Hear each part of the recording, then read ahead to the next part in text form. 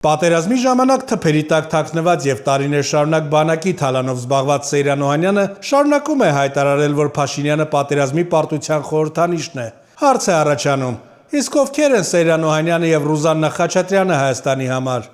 Սուտի հերոս, թփերի տակի հերոս Սեյրան Օհանյանն եմ ուզում անդրադառնամ, օրինակ ինձ քաղաքացիները երբ հանդիպում են իմ հարևանները զրույցների ժամանակ ասում են ինչի Սեյրան Օհանյանը կամ Ռուզիկը դատված չեն, որովհետև օրինակ ես վերջերս ծանոթացա մի գեներալի եղբոր տղայի հետ, ով այդ հեղուկ գազի կարգավորումներով մեքենայի վրա զբաղվում է հիմա, արդեն նախկին գեներալի, այսինքն չունի կապիտալ դրած եւ այդ կապիտալը վայելելու եւ մարդիկ ինձ ասում են ինչի օրինակ Ռուզաննա Խաչատրյանը դոկտոր Ռուզիկը օրինակ սասֆուդ կորտում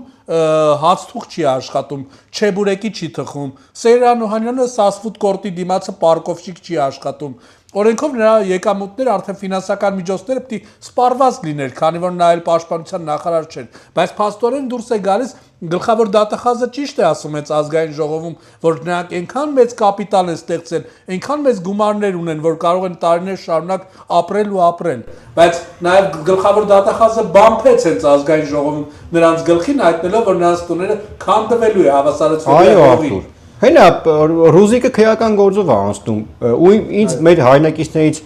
Միացյալ Նահանգներից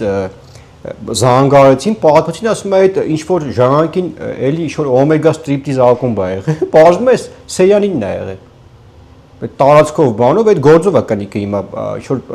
կեղծ թուղթն ես իմ ինչ սարք է որ վաճառել է իր բարեկամին, դատախազությունը ասում է, բայց մենք էդի կալանքի տակ ենք դրել որպես ապօրինի ծագումից գույք, այսինքն այս ոչիլին ես ինչ ասեմ Արտուր։ Հելը ինչ որ ունի Գասպանից է խոսում։ Արա ունի Գասպանը այնքան թասիբ ունի, որ գեներալ տղա է, հելը գեներալ տունը ոչ բան է խոսում, ոչ էլ որտեվ հասկանում է պետության անվտանգության հետ գործ ունի։ Սա իր այդ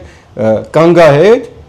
մի բան պետք է անի։ Հավաքվեն ինքը, Քոչյանը, Ռուզիկը, գնան մատ օմեգա բացենք, ես ուղղակի դες տեղերում որ չեմ եղել կյանքում, խաբար չեմ, տեղյակ չեմ դες բաներ եղել Երևանում։ Գնացեք այդ ստրիպտիզ պարեք բրցեք արա։ Դուք ետ եք։ Ալիևն էլ կգա փող կտա ոնց որ միշտ տվել է ձեզ։